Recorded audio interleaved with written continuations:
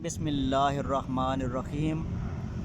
Federal board class دہم national بک foundation سبق نام دیو مالی۔ سوال نمبر 1، خاکہ نگار کے خیال میں نیکی کب تک نیکی رہتی ہے؟ خاکہ نگار مولوی عبدالحق کے خیال میں نیکی اس وقت تک نیکی رہتی ہے جب تک آدمی کو یہ نہ معلوم ہو کہ وہ کوئی نیک کام کر رہا ہے۔ جہاں اس نے یہ سمجھنا شروع کیا، نیکی نیکی نہیں رہتی۔ سوال نمبر 2، مصنف کو ابتدا میں کس بات پر حیرت اور خوشی ہوئی؟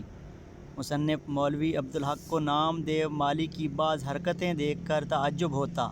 مثلاً ایک دفعہ دیکھتا ہے کہ نام دیو ایک پودے کے سامنے بیٹھا اس کا تھانولا صاف کر رہا تھا۔ تھانولا صاف کر کے حوض سے پانی لیا اور آہستہ آہستہ ڈالنا شروع کیا۔ پانی ڈال کر 2 ڈول درست کیا اور ہر رخ سے پودے کو موڑ موڑ کر دیکھا، پھر الٹے پاؤں پیچھے ہٹ کر اسے دیکھنے لگا۔ پودے کو دیکھتا جاتا تھا، مسکراتا اور خوش ہوتا جاتا تھا۔ یہ دیکھ کر مصنف کو حیرت بھی ہوئی اور خوشی بھی۔ کام اس وقت ہوتا ہے جب اس میں لذت آنے لگے۔ بے مزہ کام نہیں ہوتا بلکہ بیکار ہوتا ہے۔ سوال نمبر 3، نام دیو مالی پودوں کی نگہداشت کیسے کرتا تھا؟ نام دیو مالی کی کوئی اولاد نہیں تھی۔ وہ اپنے پودوں اور پیڑوں کو ہی اپنی اولاد سمجھتا تھا اور ان کی پرورش اور نگہداشت کرتا تھا۔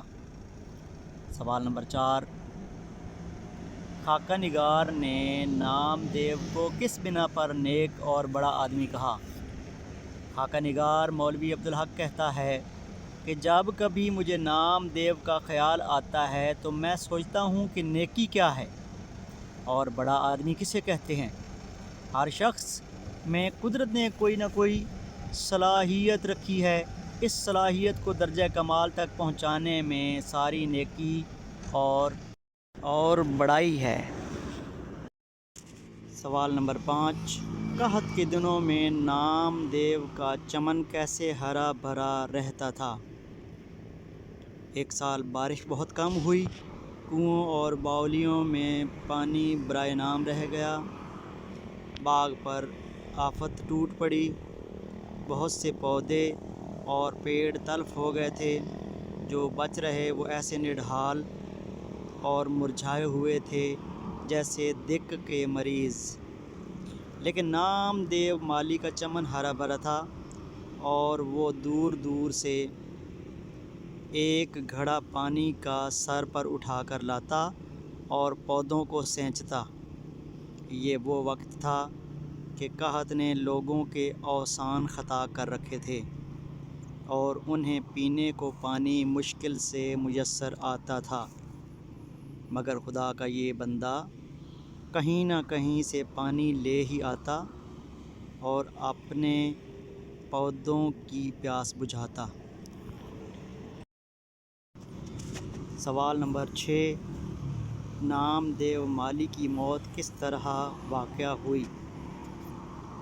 ایک دن نامعلوم کیا بات ہوئی کہ شہد کی مکھیوں کی یورش ہوئی۔ یورش حملہ۔ سب مالی بھاگ بھاگ کر چھپ گئے۔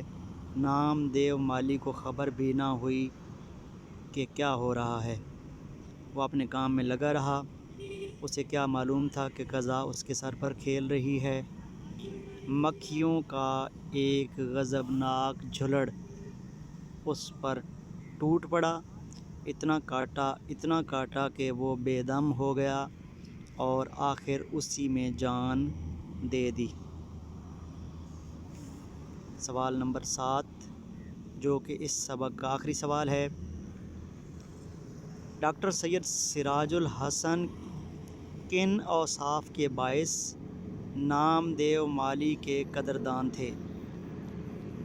ڈاکٹر سید سراج الحسن نام دیو مالی کی